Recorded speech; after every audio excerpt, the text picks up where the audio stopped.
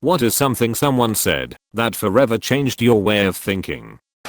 My mom was dying. A friend told me you have your whole life to freak out about this. Don't do it in front of her. It really helped me to understand that my feelings are not always what's important. It is possible to delay a freak out, and that skill has served me innumerable times. I was 13 years old, trying to teach my 6-year-old sister how to dive into a swimming pool from the side of the pool. It was taking quite a while as my sister was really nervous about it. We were at a big public pool, and nearby there was a woman, about 75 years old, slowly swimming laps. Occasionally she would stop and watch us. Finally she swam over to us, just when I was really putting the pressure on, trying to get my sister to try the dive, and my sister was shouting, "But I'm afraid. I'm so afraid." The old woman looked at my sister, raised her fist defiantly in the air and said, "So be afraid. And then do it anyway." That was 35 years ago, and I have never forgotten it. It was a revelation.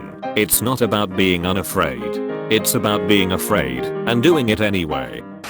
You are not required to set yourself on fire to keep other people warm. Really hit home for me, since I grew up trying to mediate my parents' issues and had multiple friends in and out of the earth for mental health crisis during my teen years, among other things. As someone who spent the majority of her life feeling like she had to take care of others at all costs, it was kinda a shock to the system to hear that I was allowed to have my limits even with people who truly needed help. A small thing, but vastly more important than it sounds. I was sitting in a bus once, and we came to the railroad tracks. There were some cars sitting in between us and the next red light, so if a train came, we'd be stuck until it had passed. That was always a couple of annoying minutes. Then the light turned green, and the bus went across the train tracks without having to wait for a train.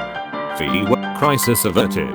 Then, behind me, a mother said to her small child, "That was too bad. We didn't get to see the train today." That was the perfect way to frame that. Why not enjoy what you get? I'm the oldest of 3 kids. I'm older than my little brother by 2.5 years and my little sister by 9.5. When I was about 14 or so, arguing with my dad in private about something I don't remember, being the second oldest of 8 kids, told me, "Any decision you make in this household, you make 3 times. Once when you make it, once when your brother makes the same decision after watching you do it, and once when your sister makes the same decision after watching you and your brother do it. How you treat your brother will tell him how he can treat your sister, and how you treat your sister tells her how she will expect to be treated for the rest of her life, even as far as her future boyfriends." That kinda shook me up and made me rethink my role as the oldest child. I started taking my responsibilities as a role model a lot more seriously after that. Even when you aren't trying to actively influence those around you, those who look up to and respect you will still base their decisions, in part, on how they've seen you handle similar situations. If you break down and get stressed and angry when something inconvenient happens, they'll feel better doing the same when something similarly small happens to them. But if you keep your cool in a dire situation and under a lot of stress, it can inspire them to believe they can do the same. My old boss, the CEO of a small hospital, told me a story from back when he was a lab technician. For simplicity, let's call him Dan. Dan had forgotten to check some sort of mechanism on a piece of equipment he used. It malfunctioned and broke the equipment, which ended up having around a $250,000 repair bill. The next day Dan's boss called him in to talk about it, and he was sure he was going to be fired. His boss asked him why he didn't do a proper check, made sure he understood what happened, and sent him back to work. Dan asked him, "Am I not getting fired? I was almost sure that's what this was about." His boss said, "No way. I just spent $250,000 teaching you a lesson you'll never forget. Why would I fire you now?"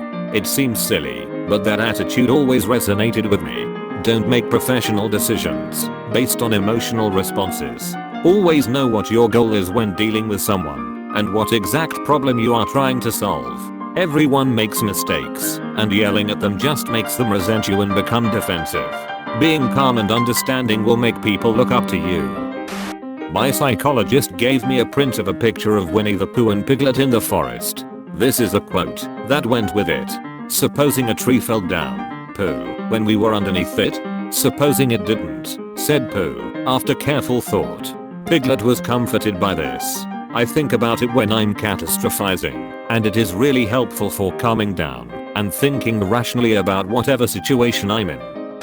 In an episode of Louie, he tells one of his daughters, the only time you should look in your neighbor's bowl is to make sure he has enough. I'm sure Louis C.K. didn't invent that on his own, but it was the first time I'd heard it, and it stuck with me. I was a pretty religious kid. In 8th grade, a girl said, "I'm so glad I was born into a family with the right religion. It made me question my whole belief system and led me to becoming agnostic." When I was 38, I contemplated beginning a 2-year associate's degree in radiography. I was talking to a friend and had almost talked myself out of doing it. I said, "I'm too old to start that. I'll be 40 when I get my degree." My friend said, "If you don't do it, you'll still be 40, but without the degree." I'm nearly 60 now, and that degree has been the difference between making a decent living and struggling to get by. I used to fight for every square inch on the job. I wanted to make sure we did everything the right way, cutting no corners. Right before he retired, an older employee said 3 simple words: choose your battles. I met a person who was in a wheelchair. He related a story about how a person once asked if it was difficult to be confined to a wheelchair. He responded, "I'm not confined to my wheelchair, I'm liberated by it. If it wasn't for my wheelchair, I would be bedbound and never able to leave my room or house." Amazing perspective. You have an attitude. It was said to me by a friend when I was about 25. I'm almost 40 now. He elaborated by saying that my personality carries a huge lack of humility. The things I would say or do, in most cases, was very off-putting to a majority of people. I always had a better story after someone finished this. I was full of knowledge on any subject, or whatever opinion I had on the matter was always superior and correct. My way of doing things was the best way. I appeared ungrateful, selfish, and pompous, and I had no clue whatsoever. I'll never forget that conversation and the paradigm shift my brain experienced that day. Once I was aware of this attitude, I started thinking about my relationships and the environment I created because of my general artillery and ouchabaggedness. I actually sunk into depression for a short time, realizing the way I had treated people and taken them for granted. Over a few years, I slowly learned so many things about myself and others. I learned how to listen, to enjoy myself in groups and not need to be the focus of the group, to be compassionate and empathetic, to give advice only when asked or out of heartfelt concern or genuine worry, to put others first when it counts, to show up, to be a friend instead of a competitor. I've learned many other things from that statement, too many to list. It's incredible to me how I'm still learning. I think we all are, and no one really has it figured out. I know I don't, but I'll never forget how that one small statement has a long-term effect on me. If you always put someone else first, you're telling them you always come second. It was something like that. I can't remember if I'm quoting it correctly. I actually saw this on an Advice Mallard meme and thought it was pretty good. When I was young and having what I thought was a serious relationship talk with my first reel, so I told her that I just wanted to find the right person. Without missing a beat, she said, "Everybody is looking for the right person, and nobody is trying to be the right person." That stopped me in my tracks. I think mine is when my father told me these words after he saw me crying like a baby over my first ever failed major exam. "Never regret anything in life. You did something stupid. Shrug it off and never do it again. Lost something valuable? Forget about that and convince yourself you'll get something way better, and you will. Regret never helped anyone. It just adds to the load on your back. You can't turn back time, so when something is done, don't ask. Tell yourself, I should have done this. I shouldn't have done that. Tell yourself, I will never do that same mistake again." And just like that, he turned me into the better person that I'm today. When I was in college, I used to call my dad on my 15-minute walk to class. One semester I had classes at 3:30 p.m., 5 and 6:30 p.m. every day, and nothing before then.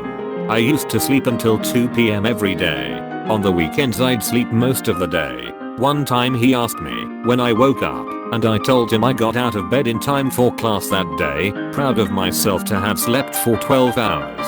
I'll never forget what he said. Son, when you get to be mine and your mother's age, sleeping the day away just seems like such a waste. We've got less than half our lives left to live. We just can't afford to spend half of that sleeping. I rarely sleep the day away now.